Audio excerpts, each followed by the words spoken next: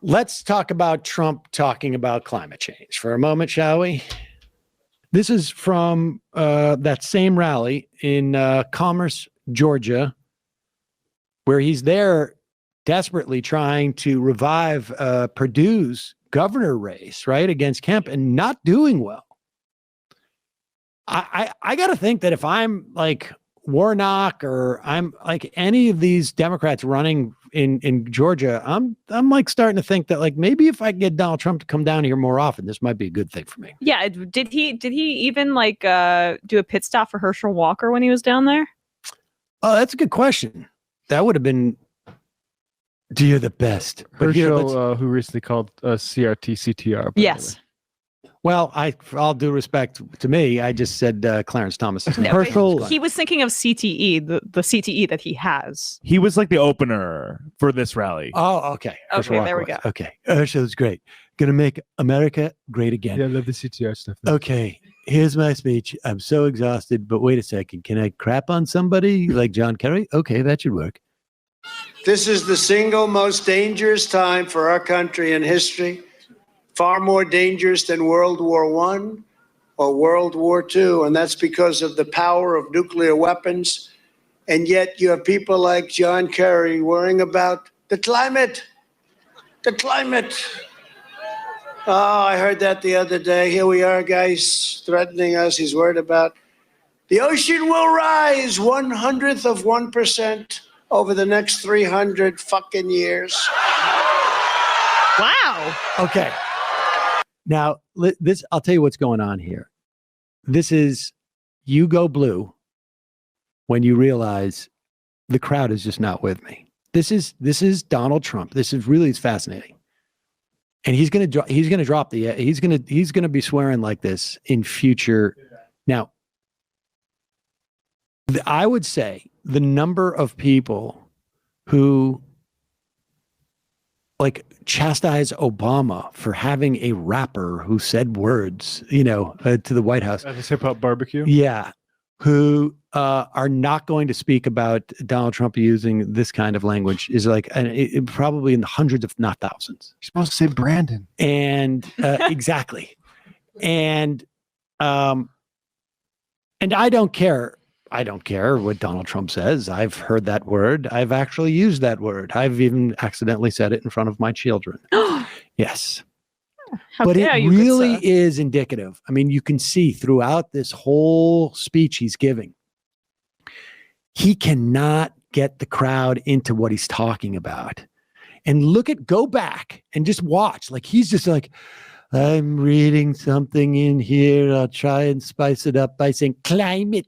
And you see the back, if we put that paused image up, like, look how bored the crowd is. The crowd is so bored. They're all looking away. And he knows as a performer, exactly. Watch their reaction when he drops the F-bomb. They are so energized, and he realizes it. He's like, I'm in trouble. I gotta go blue. This is what I need, a lifeline.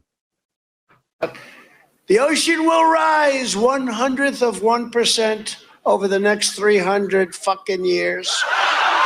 Oh, look at all of them. Oh, yeah. Look at Oh, yeah. He said it. He said the F word.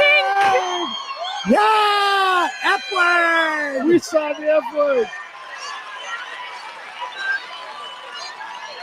That was it. That was the F. That's what you It's wanted. crazy. These people. I can do these people. And look at how crazy, now and, much more animated he gets when the crowd responds there. Yeah, he feeds off of it like some sort of energy source. Everybody does. It's He's like, performing live, but he's like so dead beforehand. That's my point. Right. Like, he can't even fake it in the lull. Sometimes you got to get a technical foul to start to get the energy juices flowing. There you go.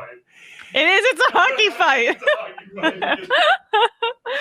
And mental note, drop the F-bomb when I'm super bored and everyone else is bored at these rallies in the future. Also, what was in her fucking emails? There you go. Yeah, exactly. Lock her the fuck up. I mean, this is, I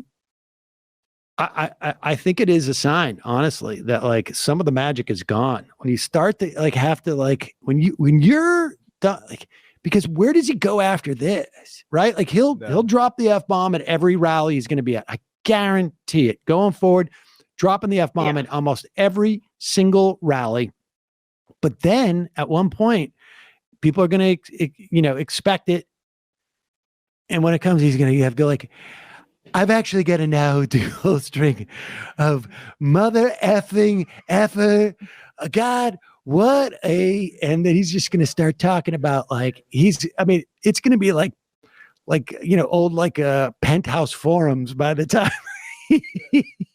by the time he gets to August of 2024, it's going to be like, and then I took that big, huge, C word, and I put it's just his whole routine is just going to be full on.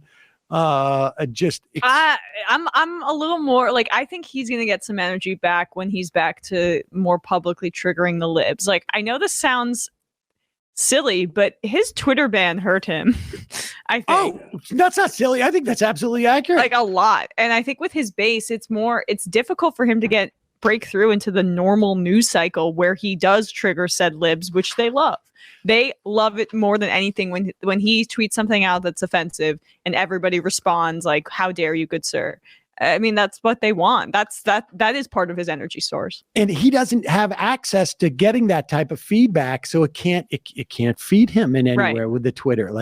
Oh my God, I got 1 million likes on this. People love it when and so, yeah. You know who did this exact same thing was Vicente Fox. Here, I got this clip here. Former president of Mexico. He did this 3 times where he would say the F word. Oh my God. President Peña Nieto is being. You have not minced words about what you would have said to President Trump. And I'm just wondering if you think that President Peña Nieto, look, this was a very long conversation. It goes on for pages. The transcript does. So it's hard to just take one moment and not give it context. But do you think that the president of Mexico should have been more forceful in saying it's never going to happen? Well, you can use my words. We will never pay for that fucking wall. With that full F wall, that makes it more clear. But it's still. She's like, we only allocate one F-bomb for a late night host to use, like Jim Acosta or Don Lemon, when they want to get artificially really animated about what Trump is doing. That's the only F-bombs that we allow here on CNN. I hate those. I hate when they just strategically place one F-bomb in their monologue and you're like, all right, we get it, Acosta, right? But this is Beto O'Rourke. What did he swear? Oh my God, that was his whole thing, dropping F-bombs. Yeah. Oh man, I blocked that up.